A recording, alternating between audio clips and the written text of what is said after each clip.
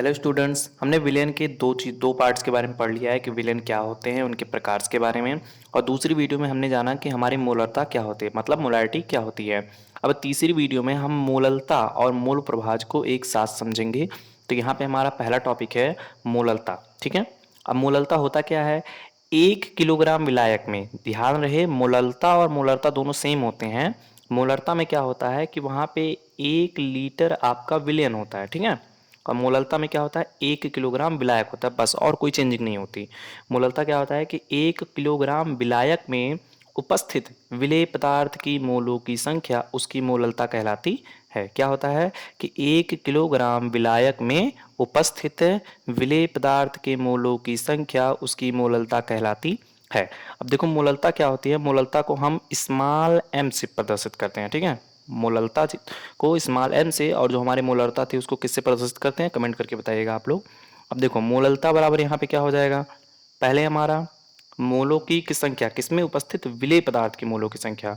तो मोलों की संख्या को प्रदर्शित करते हैं एन से, और किसके मोलों की संख्या की बात हो रही है? विलेय पदार्थ की, मतलब हमारा क्या हो जाएगा? N b. उसके बाद क्या कह रहा है, कितने में विलेय पदार्थ घोला गया हमारा? 1 किलोग्राम विलायक में। विलायक मतलब हमारा किलोग्राम में है, तो यहाँ पे वेट हो जाएगा, द्रव्यमान। और विलायक क्या हो जाएगा? डब्ल्यू ए, वो भी किस में? हमारा केजी में। ठीक है। सिंबल अगर आपने नहीं समझा तो ये आप पहले वाली वीडियो देख सकते हैं। मैं कमेंट में दोनों वीडियो रिकमेंड कर दूंगा, आप वहाँ से जान सकते हो। ठीक है। अब यहाँ पे हमको पता है हमारा जो एन बी होता है, n b is equal to हमारा क्या होता है? एन बी हमारा इज इक्वल टू क्या होता है? यहाँ पे हमारा मोलों की संख्या होता है पदार्थ का भार। भार हमारा क्या होता है?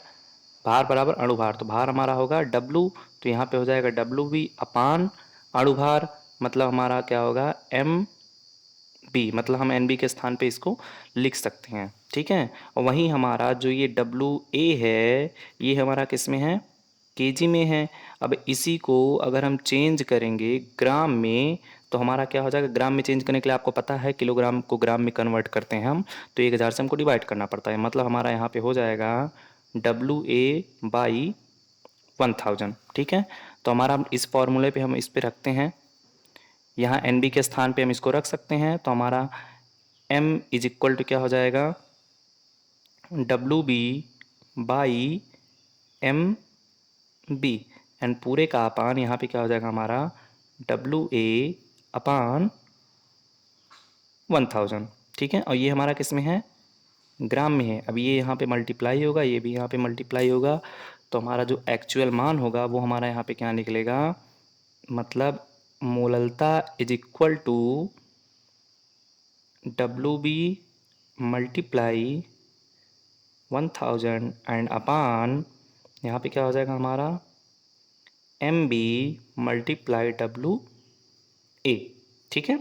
ये हमारी मोललता का एक्चुअल फॉर्मूला निकला। न्यूमेरिकल आप इस पे आसानी से रख के लगा सकते हो। अगर आपको कोई दिक्कत होगा तो आप वीडियो में कमेंट में करके बता दीजिएगा, मैं वहाँ पे आपको समझा दूंगा। ठीक है। अब बारी आती है हमारी मूल प्रभाज की। तो मूल प्रभाज क्या होता है, पहले ऐसे समझ लीजिए कि हमारा कोई विलयन होता है। ठीक है। हमारा जो विलयन होता है वो दो चीज़ों से मिलकर बना होता है, विलेय और विलायक। तो मूल प्रभाज क्या होता है? किसी विलयन में उपस्थित विलेय अथवा विलायक के मोलों की संख्या।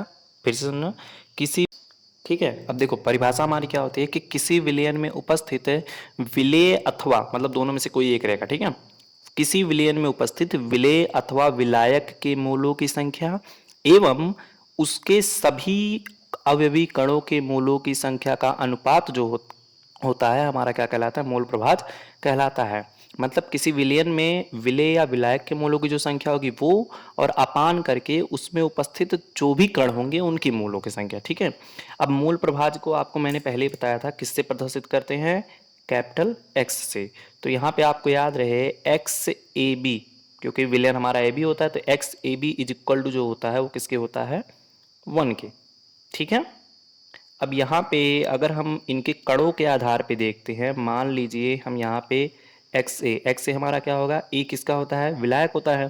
तो विलायक का मूल प्रभाज अगर हम निकालते हैं तो यहाँ पे क्या होगा? पहले विलायक के मोलों की संख्या, तो विलायक के मोलों की संख्या मतलब एन ए। अब भाई सभी अवयवी कण हमारे क्या हो जाएंगे? N a plus n b सभी अवयवी कण मतलब दो ही कण होते हैं ना, एक हमारा विलायक के मोलों की संख्या और एक विलेय के मोलों की संख्या। ये हमारा हो गया एक फॉर्मूला समीकरण, इसे हम एक मान सकते हैं। और उसके बाद जब हम विलेय की बात करेंगे एक्स बी इज इक्वल तो हमारा क्या पे हो जाएगा यहाँ पे एन बी, मतलब विलेय के मोलों की संख्या अपान सभी अवयवी कण हमारे क्या हो जाएंगे n a plus n b, सभी अवयवी कणों के यहाँ पे मोलों की संख्या ली गई है। ठीक है, ये हमारा क्या हो जाएगा समीकरण 2। अब इसको हम नया फॉर्मूला यहाँ पे ऐसे भी लिख सकते हैं एक्स ए प्लस एक्स बी, मतलब विलायक के मोलों की संख्या और विलेय के मोलों की जो संख्या होती है वो इज इक्वल टू किसकी होती है 1 की। ये यहाँ पे हमारा एक फॉर्मूला निकल रहा है। ठीक है, अब इसके न्यूमेरिकल में अगर आपको कोई भी दिक्कत होगी तो आप मुझे बता दीजिएगा, मैं इसके न्यूमेरिकल को सॉल्व करके आपको बता दूंगा। ठीक है।